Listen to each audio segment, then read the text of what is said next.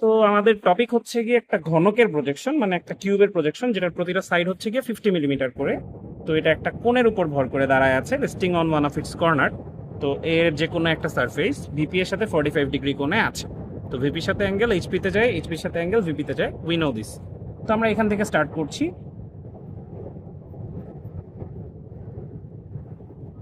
কিছু easy tricks, যখন বলবে যে এর কোণের উপর ভর করে দাঁড়ানো, তখন তুমি এভাবে শুরু করবা। আর যখন বলবে এর তলের উপর ভর করে দাঁড়ানো, তখন তুমি এভাবে শুরু করবা। That's it. সো যেহেতু কোশ্চেনে বলেই দিছে যে কোণের উপর ভর করে দাঁড়ানো বা কর্নারের উপর ভর করে দাঁড়ানো, এবং কোনো সারফেস থেকে মানে কোনো প্লেন থেকে আমাদেরকে ডিস্টেন্সগুলো বলে নাই, সো আমরা এনি ডিস্টেন্সে এখানে একটা লাইন ধরে নিব। এটার প্যারালালি ধরলাম।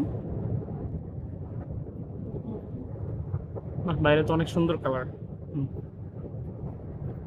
এবং এটাকে বাঁকা করে আঁকার নিয়ম হচ্ছে গিয়ে এইখানে এটাকে বসায়, এই পাশে 45 ডিগ্রি এবং এই পাশে আবার 45-এ ফোঁটা দেয়,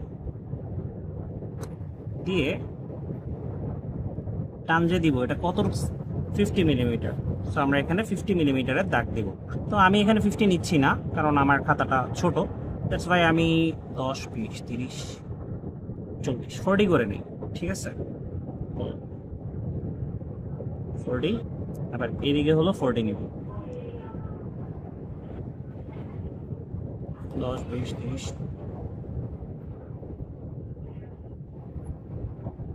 দেন কম্পাসের সাহায্যে সমান করে এদিকে একবার কাটবো। এবং 40 কোথায় শেষ করছি, হারিয়ে গিয়েছি। 6 থেকে 10 এখানে শেষ করছি। এখান থেকে এদিকে একবার টান টান দিলে যা আসবে সেটাকে যোগ করে দিব। যদি যোগ করি তাহলে জিনিসটা এমন ছোটটা হবে। কি রে, কি করলাম, রাবার লাগবে, পজ দাও। ওকে, সো এটার সাথে এই পয়েন্ট অ্যাড হবে, আমি ভুলে অন্য একটা পয়েন্ট অ্যাড করে ফেলছিলাম। যাই হোক, এই বরাবর প্রজেকশন লাইন উঠবে, সো এইচপি এখানে লেখা যাবে না, এইচপি আর একটু নিচে লিখি, দিস ইজ দ্য এইচপি। আচ্ছা, তো আমরা যদি কিউব দেখি, কিউবে জিনিসটা হয় হচ্ছে গিয়ে এরকম, এটার মধ্যে দুইটা এরকম তল আছে। তো যখন তুমি উপর থেকে দেখবা, তুমি একটাকে দেখতে পাচ্ছ, তার নিচে আরো একটা আছে। দ্যাটস ওয়াই এটাকে আমরা A A, B B, C C, D D দিয়ে রিপ্রেজেন্ট করলাম। ইট মিনস উপরের তলটাকে ক্যাপিটাল এবং নিচের তলটাকে স্মল লেটার দিয়ে দেখানো হলো। এখন যদি এখান থেকে আমরা উপরে দাগ তুলি তাহলে কেমন হবে দেখি, চলো। উপরের দিকে উঠালাম, এখান থেকে এদিকে প্রজেকশন লাইন নিলাম, এখান থেকে এদিকে প্রজেকশন লাইন নিলাম। তো এটার হাইটটা কত?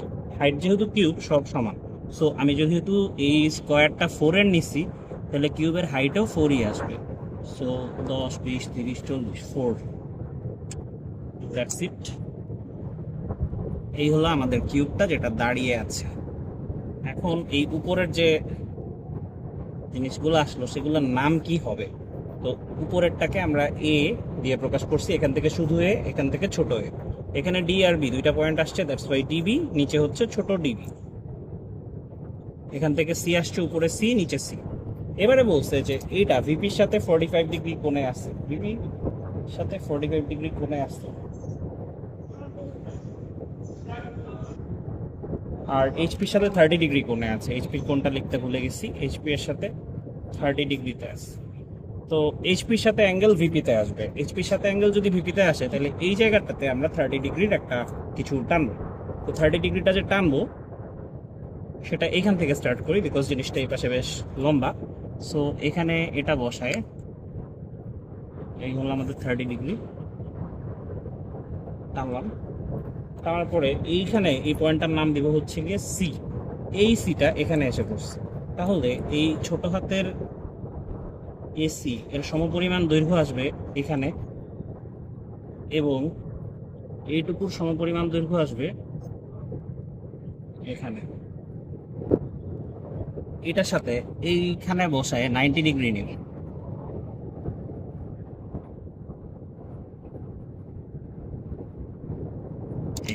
কেন 90 ডিগ্রি নিচ্ছি? কারণ এই লাইন আর এই লাইনের মধ্যবর্তী অ্যাঙ্গেল হলো 90 ডিগ্রি, দ্যাটস ওয়াই।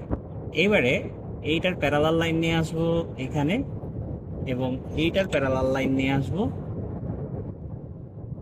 এইখানে। তো আমরা কি কি পেলাম, এটা হলো এ, এটা হলো বড় সি, এটা হলো বড় এ, বাকি আছে বিডি বা ডিবি এই পার্টটুকু। এখান থেকে এইটা সমান করে নিয়ে কেটে দিব, তাহলেই তোমার এটা পাওয়া হয়ে যাবে। সো এটা হলো ডিবি, এটা হলো সেই ডিবি। এবারে এখানে যে কর্নার পয়েন্টগুলো আছে সেগুলো থেকে নিচের দিকে যদি যাই তাহলে জিনিসটা শেষ হয়ে যাবে। এখান থেকে নিচে নামবো,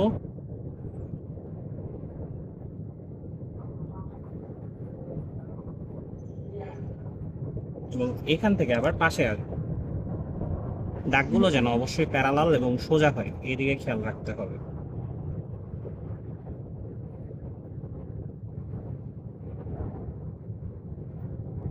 এবারে খুঁজি, চলো। এখান থেকে আসতেছে এ, আর ছোট হাতের এ আসতেছে এখান থেকে। So this is our final ছোট হাতের এ। এখান থেকে আসতেছে বড় এ, এখান থেকে আসতেছে বড় A. So this is our final বড় এ। ডি আর ডি, এই যে এখান থেকে ডি, এই ডি এই ডি, এইটা হলো ক্যাপিটাল ডি।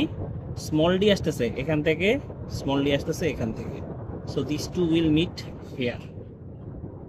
আচ্ছা, বি যদি খুঁজি, এখানে হচ্ছে গিয়ে ছোট হাতের বি, এখান থেকে ছোট হাতের B. So this is small B, আর ক্যাপিটাল বি এখানে, তাইলে এইটা হলো ক্যাপিটাল বি। আর বাকি আছে সি, ছোট সি এটা, আর এখানে আছে ছোট সি। সো এই হলো ছোট সি, আর এই বড় সি হবে এটা।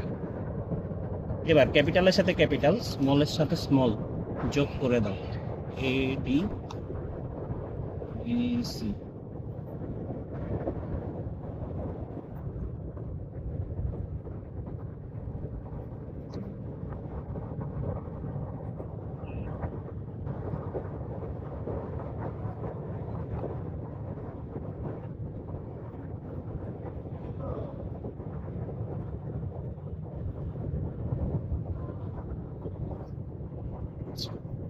এটা এটা অবশ্যই যোগ হবে, এটা এটা যোগ হবে। এখন দেখো, তুমি একটা পাশকে দেখতে পেলে আরেকটাকে দেখতে পাবা না। তো যদি তুমি এই ক্যাপিটালটাকে উপরে ধরো, অর্থাৎ যদি তুমি এটাকে দেখতে পাও, তাহলে তুমি পিছের এই এতটুকুন অংশ দেখতে পাবা না, কারণ এই ছোট হাতের সিঁড়িটা এই বড় সারফেসটা দ্বারা ঢেকে যাবে। দ্যাটস ওয়াই এতটুকুকে ডটেড করে দিতে হবে, এবং এইখানের এটাকেও দেখতে পাবা না, এটাকেও দেখতে পাবা না। So this lines will be dotted. সেগুলোকে ডটেড কিভাবে করবো?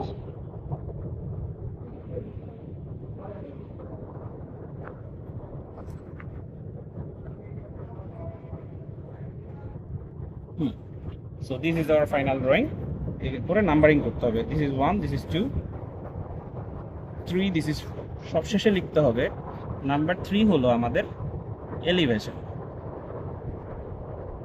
এবং নাম্বার 4 হলো plan. So this is the drawing.